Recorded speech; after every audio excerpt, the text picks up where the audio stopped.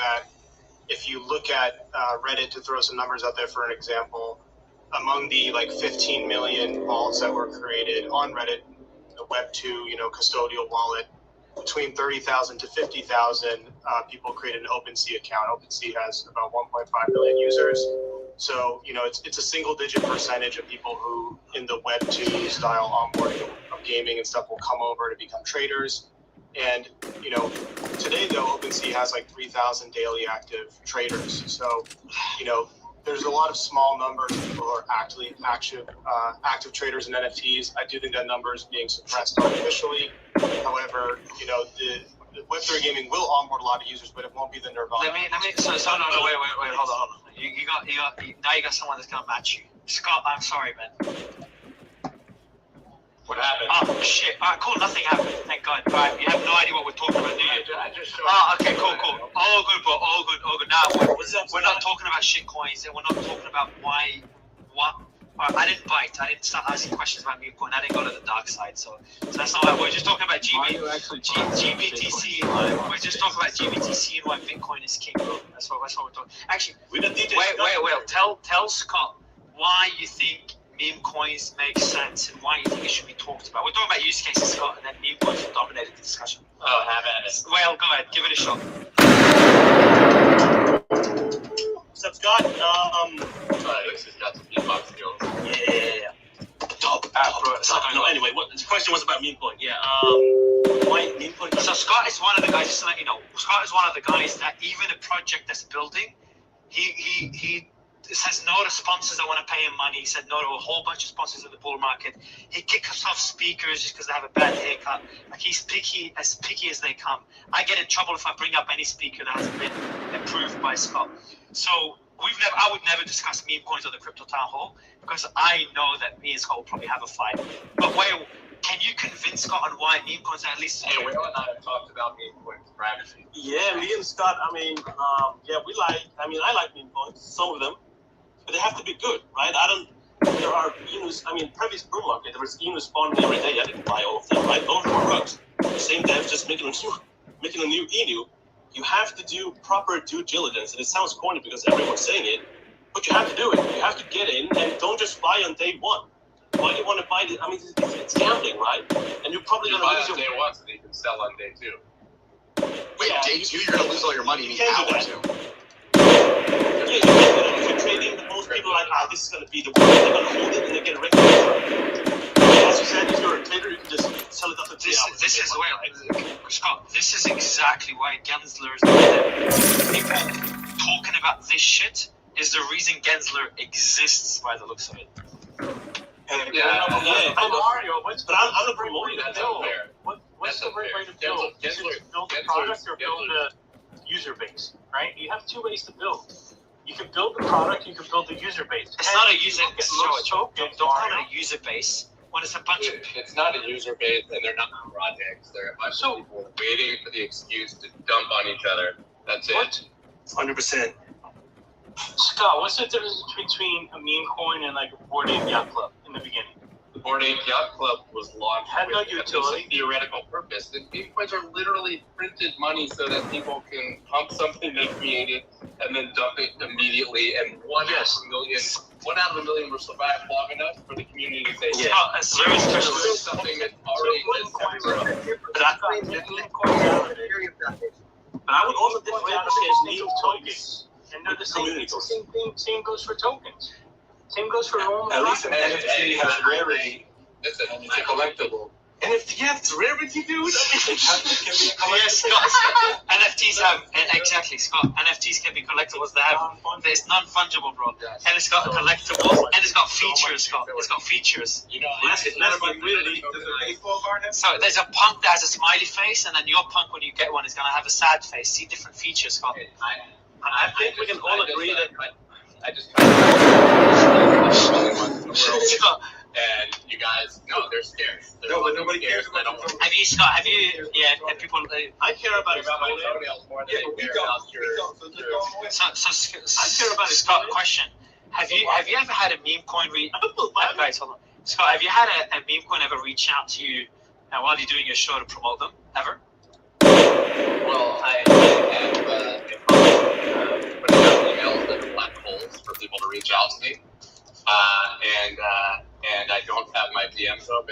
I literally I'll be like, hey, you want to do something? Email me, and they email me. Are you serious? So yes, I'm dead serious. But in the last bull market, I would say, I would go the what we call it Bitcoin scale or whatever, but like 17 to 20 probably, if I had to guess, a day. A day? Yeah. All right, and how much would they offer? How much would they offer you? I don't know, because it's not money, it's money. If you want to pay me in toenails, which is what people probably want to pay you in, then I have no idea. I didn't ask. Like many offers. Do you know, because you've been very strict in what projects you accept. And if you ever accept a meme coin, it's worth a lot because you've never promoted a meme coin before. Is there ever a number? And there's no. It's just between me and you. There's no one here on the call. Well. Is there ever a number that a meme coin comes to and says, "Hey, we'll pay you X amount for us to talk about us"? You don't have to tell people to buy. No, I would never get to the point where they were able to tell me. And a second question. Can you tell me how the hell you get sponsors if you don't have DMs to open and then emails go into a black hole? I'm poor. I don't have sponsors. I did not, honestly, though, in the midst of PTSD of going through these experiences in past markets where people think you're getting paid for shit that you're not, so you just stop talking about it altogether. Like, even if you're trading something and then you post it, they accuse you of getting paid, whatever, it doesn't matter.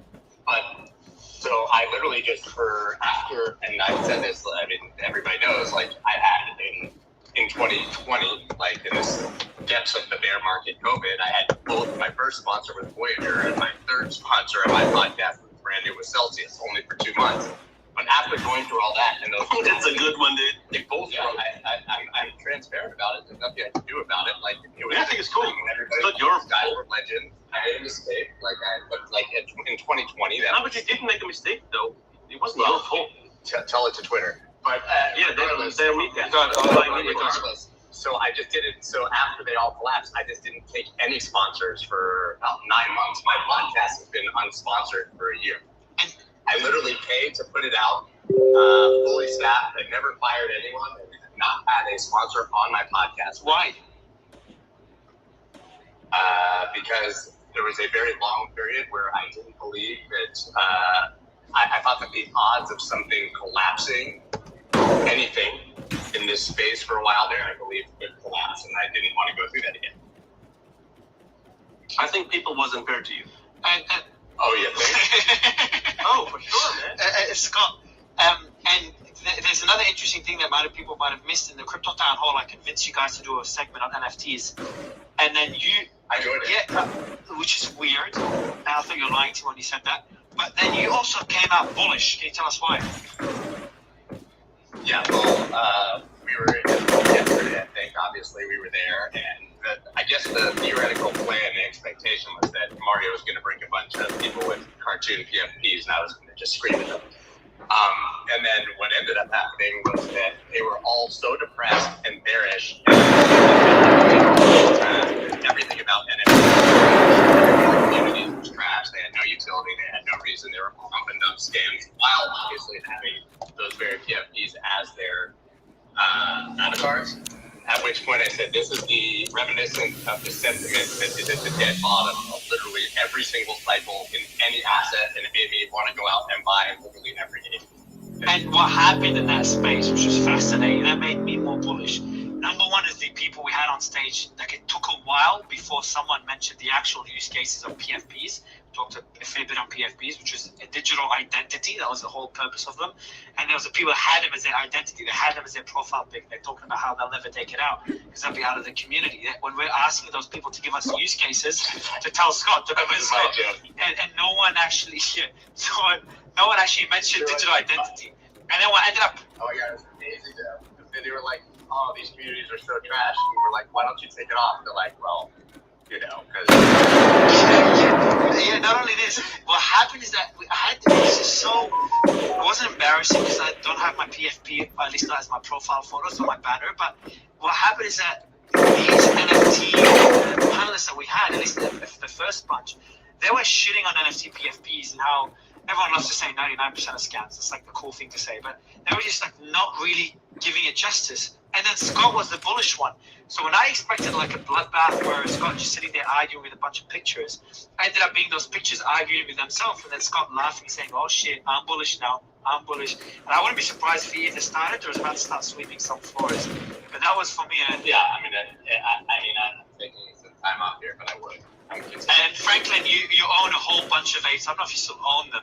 But actually, talking about PFPs and use cases, probably you can give it more justice than anyone else. Is Scott right to start being bullish on PFPs considering everyone else is bearish? And are you still holding all your apes, by the way? 90 whatever apes? I actually lost just doing some stupid stuff earlier this year. So I'm down to about a dozen or so left. Was it crashed? Oh shit! Hold on. Sorry, Franklin. Sorry for your loss. When you say lost, as in you got hacked or you gambled? I gambled them away. So I still have my gold and a few more left. But still, still feeling strong about the profile picture. It's the economy or the flex of having one. As I've always been, it wasn't really about okay, how much money is your profile picture worth versus somebody else's profile picture. At this point, with the creator economy and Twitter and X and all that with Elon, I just thought, if we are as bullish as we are on this app, it's very important to be recognizable, and it's a lot easier to recognize you by your, what your picture is. Frank, I remember I've had you on the stage a few times, at least in the old days, and prior to this bloodbath, man, you sound broken. Fuck, I'm so sorry for your loss, bro. But can I? It's okay. You don't say that live on Space. No, he's just tired. Hold on. No, what do you mean? Who's not broken, guys? We've been through a bloodbath. All our fucking bags are down, whatever percentage. My VC bags, all my portfolio companies down 95, 98%. Oh my God. So frankly, but on a serious note, do you mind if I ask more about your experience, or do you prefer not to talk about it? Probably not. I didn't want to. And with that, we are out today. So. We can't, but as far as people always lose money. Not always, but there's been several different crazy moments in crypto history, especially in the past year. So I don't want to glorify or sensationalize mine over anybody else's. A lot of people have probably experienced something similar, like Zell or. But that is BR1. That's sort of what we've been doing, and just having some fun with it. Or maybe better improve our experience of owning profile pictures. It's not just about this profile picture is worth this much money, or we got to have a little fun with it. Go up in price, and check them out on Twitter. As a community, get together and discuss what are we here for? Why do these profile pictures really matter? Because at this point, it's not going to be because other people are going to be onboarding with millions of dollars of cash to pump our back. Can I ask you one last question? We're going to start the pitches for everyone. We're going to do like a Shark Tank pitch right after this. But frankly, I've got one more question for you, man. What would it take, if anything, for you to take off your profile for your ape? So for me, for example, I took it off because I started doing spaces outside of just crypto. So initially my Twitter was purely for crypto, but obviously now it's like all politics and shit. So obviously I couldn't keep it pumped with covering, talking with senators and talking about Russia and China and stuff. So that was what triggered me to not sell it. I still have it. It's still on my back. You could have been the mass onboarding mechanism. I considered it, but I'm not gonna say why I decided not to. But I considered it. You're sending it to me. No, you're gonna.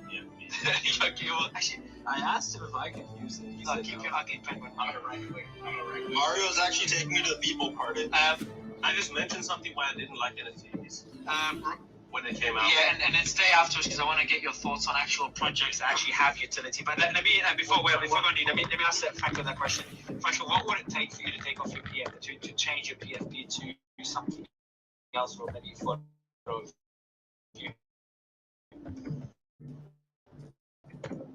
Yeah, that's a great question. I posted one today of it's an older picture of me on my page, but I think more and more people, especially in the group that I sort of community that I sort of grown with, have recognized my picture as like pretty much like a logo or a business logo. So it would be something akin to like Walmart changing their profile picture to the CEO of Walmart's headshot. I don't think it's like the best move for me at the moment, but like you said, once you change yours, things really took off. So that's an example of the other way around. Maybe offboarding off the NFT community and just things start to blow up. And I'm sort of doing that while keeping my profile picture NFT. I'm trying to reply to more normal, we call them normie accounts. Politics, I'm trying to get more into that. And sports, when the NFL and NBA season starts ramping up again, I'll definitely have my profile picture and tweets out there and see how that works. And maybe eventually do it. Do you own any punks at all, Franklin? If you don't mind me asking. No, I don't. I'm always, thinking about it, going in and out. I wouldn't buy one to hold forever. It would just be the only reason why I would just to try to do my real. I got to go get ready for the movie. We're gonna go see The Highest Stakes. So we'll see you on the outside.